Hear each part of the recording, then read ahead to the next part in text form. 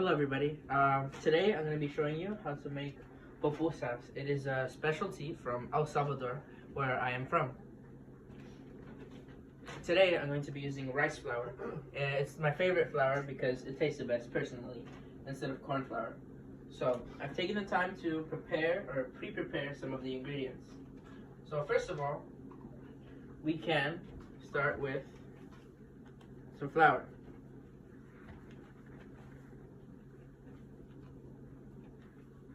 You can use as much flour or as little flour as you want to. Now that we have the ready, we can get started and add a little bit of water. Now, when making this, you want to make sure that you add a little bit of water at the start. And depending on the consistency, you're going to add more water or more flour. So, first we want to start with a little bit of flour. First we want to start with a little bit of water. And now that we see it's too crumbly, so we want to add more water.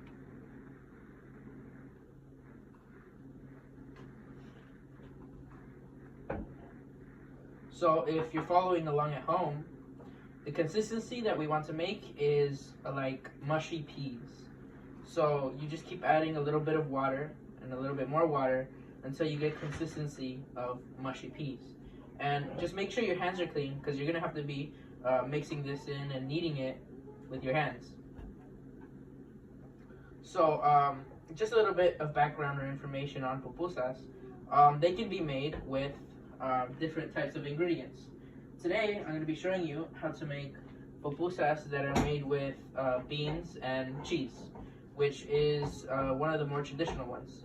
But you can also have ones with chorizo, which is a type of sausage link, or some with eggs, or you can have some that have everything mixed in. So it's chorizo, which is a type of sausage link, eggs, and cheese and beans, and that's called, in English it would be called something akin to mixed, or revueltas.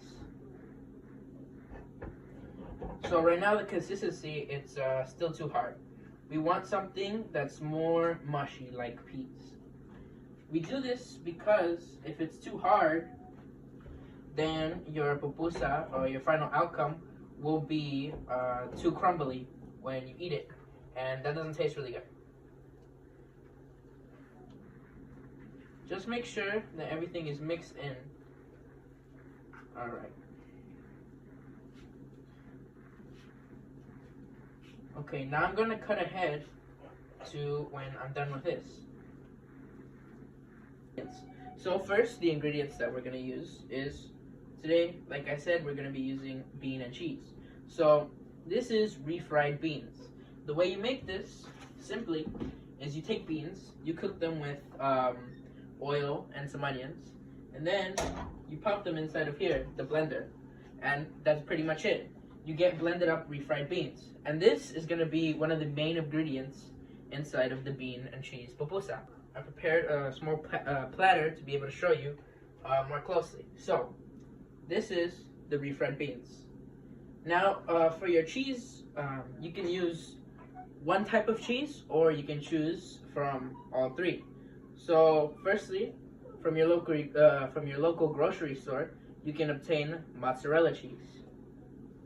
Secondly, you can obtain, this is more of a Mexican cheese, right? And this cheese is a bit more crumbly. And now this is, most interestingly, in Salvador they do use Kraft Singles cheese. So with all three of these cheeses, you can decide whether you want one or two. Today we're only going to be using mozzarella cheese because it's the most easily accessible to a lot of people.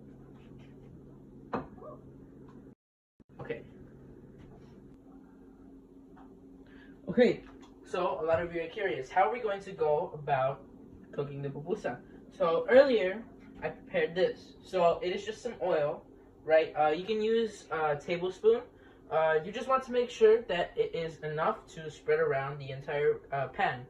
In Spanish, this is called a comal, but in English, that would be translated to a griddle.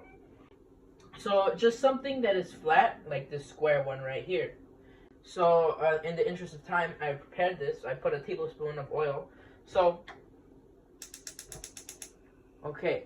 Now for the temperature, you want something that is on in between medium, and which would be a 5 and a 6. You don't want to go higher than that, and you don't want it to go lower than that. So right here, I'm just gonna put it on a 6. Now you may be curious, why is there an onion there? So the onion, it cleans the griddle. That's one of them. Second, it makes sure that you can spread around all the oil there. And third, it adds a little bit of flavor to the end product, our pupusa.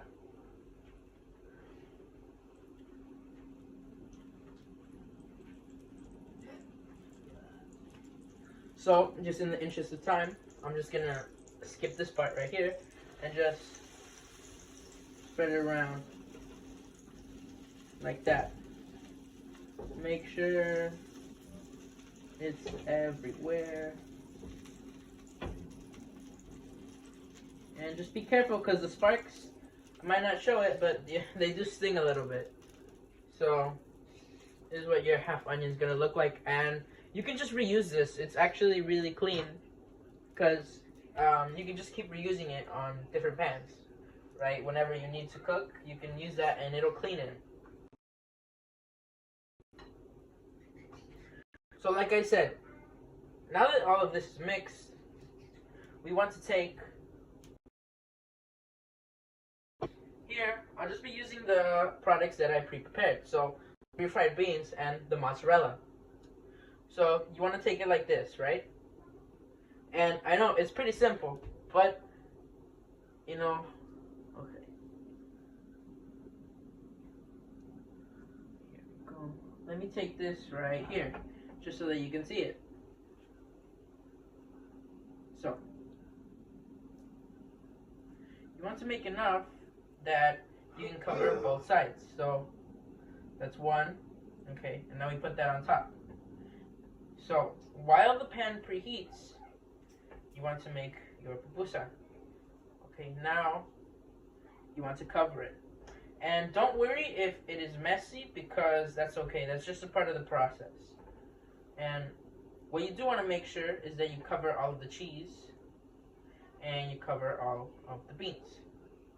So, now that you have this like this, you have it covered and you're good, all you have to do is flip it on top. And you want to make sure that you flatten it. And if you're worried, oh, it's uncovered or my beans are messed up, that's really okay. What you want to do is just use a little bit of that extra and just cover it like that. And don't worry if your pupusa is misshapen. They are supposed to be round, but honestly, most of the time, pupusas aren't going to be perfectly round. So, just making sure to cover all the beans and cover all of that. You want to make sure that you're not using too much excess. So, you just want to make sure everything's fully covered, everything's good. It doesn't matter, you see that? That's not perfect, but you know what? That's absolutely fine for our goal here.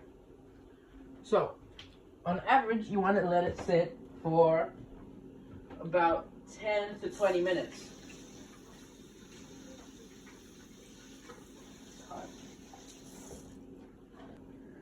Now, this is also a very important part.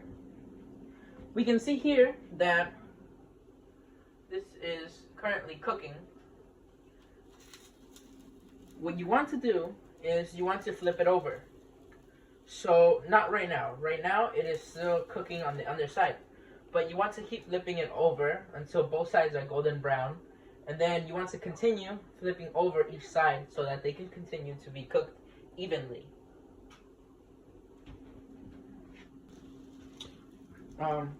We're back now. So, I've already flipped it. So, all you want to do is just keep flipping it over and over so that the sides and it gets crispy.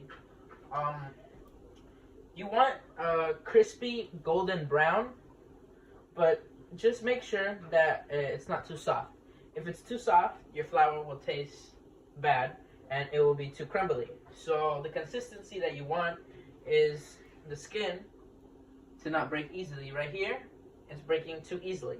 So we're going to continue to flip it over and make sure that our pupusa is perfect.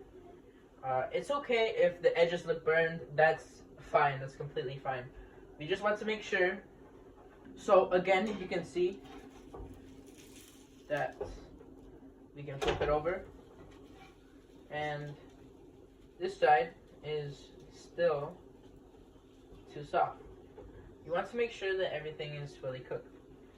And don't worry if you start to see smoke. That is completely normal. That's just the oil cooking away.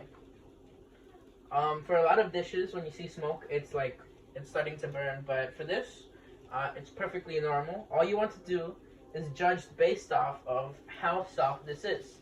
So as we can see here, this is currently too soft. And we can see right here on the edges, it's still white. A lot of people freak out because there's a lot of smoke, but in this dish, that's perfectly normal, and you can continue. So just some background on this dish. This dish is used traditionally to this is like a traditional meal that people eat for breakfast, lunch, dinner. It's used all times in El Salvador, which is where me and my parents are from. Something else is this dish is made pretty cheaply. So you just need a couple of ingredients, which is flour. Today we use rice flour, but you can use corn flour. Personally, my particular taste is rice flour because it just tastes, to me, it just tastes better. As we can see, feel it right here. It's a bit too soft still.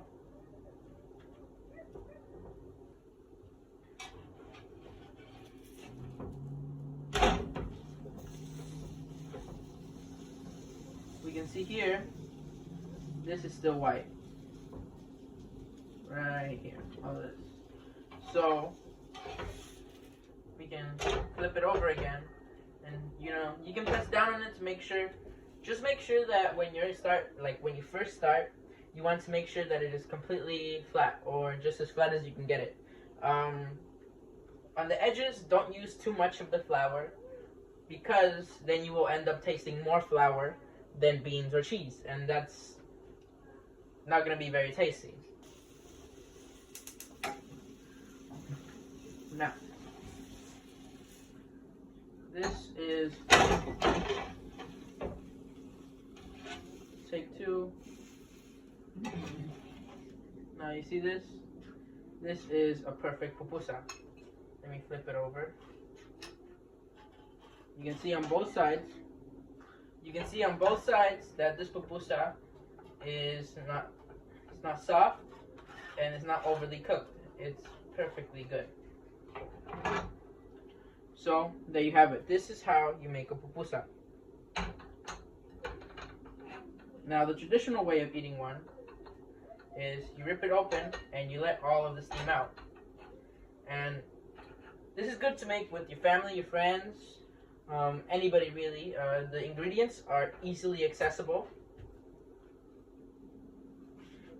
It is honestly my favorite dish, ever. So I'm gonna let it cool down and do a taste test for you guys. Salvadorian pupusa.